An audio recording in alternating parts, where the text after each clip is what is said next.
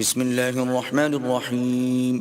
شروع اللہ کے نام سے جو بڑا مہربان نہایت رحم والا ہے۔ اے پیغمبر، جو لوگ کفر میں جلدی کرتے ہیں، کچھ تو ان میں سے ہیں جو منہ سے کہتے ہیں کہ ہم مومن ہیں لیکن ان کے دل مومن نہیں ہیں، اور کچھ ان میں سے جو یہودی ہیں، ان کی وجہ سے غمناک نہ ہونا، یہ غلط باتیں بنانے کے لیے جاسوسی کرتے پھرتے ہیں،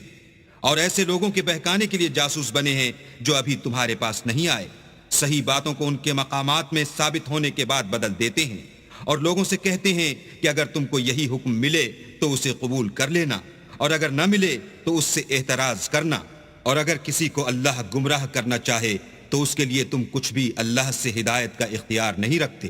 یہ وہ لوگ ہیں جن کے دلوں کو اللہ نے پاک کرنا نہیں چاہا، ان کے لیے دنیا میں بھی ذلت ہے اور آخرت میں بھی بڑا عذاب ہے۔ یہ جھوٹی باتیں بنانے کے لیے جاسوسی کرنے والے اور رشوت کا حرام مال کھانے والے ہیں۔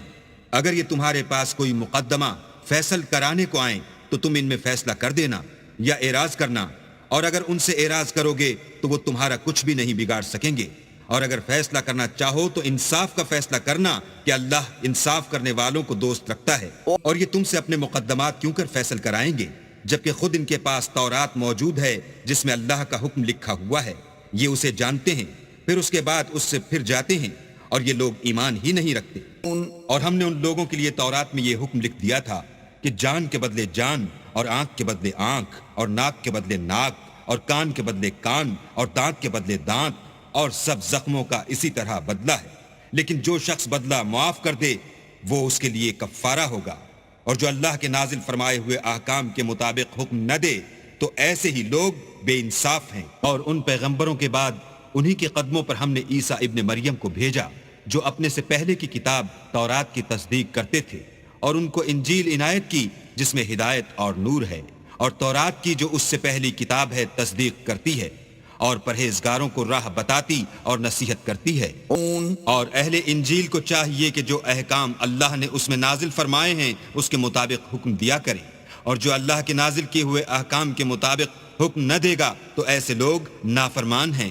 اور اے پیغمبر، ہم نے تم پر سچی کتاب نازل کی ہے جو اپنے سے پہلی کتابوں کی تصدیق کرتی ہے، اور ان سب پر شامل ہے، تو جو حکم اللہ نے نازل فرمایا ہے اس کے مطابق ان کا فیصلہ کرنا، اور حق جو تمہارے پاس آ چکا ہے اس کو چھوڑ کر ان کی خواہشوں کی پیروی نہ کرنا۔ ہم نے تم میں سے ہر ایک فرقے کے لیے ایک دستور اور طریقہ مقرر کیا ہے، اور اگر اللہ چاہتا تو تم سب کو ایک ہی شریعت پر کر دیتا، مگر جو حکم اس نے تم کو دیے ہیں ان میں وہ تمہاری آزمائش کرنی چاہتا ہے، سو نیک کاموں میں جلدی کرو، تم سب کو اللہ کی طرف لوٹ کر جانا ہے، پھر جن باتوں میں تم کو اختلاف تھا وہ تم کو بتا دے گا۔ اور ہم پھر تاکید کرتے ہیں کہ جو حکم اللہ نے نازل فرمایا ہے اسی کے مطابق ان میں فیصلہ کرنا، اور ان کی خواہشوں کی پیروی نہ کرنا، اور ان سے بچتے رہنا کہ کسی حکم سے جو اللہ نے تم پر نازل فرمایا ہے یہ کہیں تم کو بہکا نہ دیں۔ اگر یہ نہ مانے تو جان لو کہ اللہ چاہتا ہے کہ ان کے بعض گناہوں کے سبب ان پر مصیبت نازل کرے، اور اکثر لوگ تو نافرمان ہیں۔ کیا یہ زمانہ جاہلیت کے حکم کے خواہش مند ہیں؟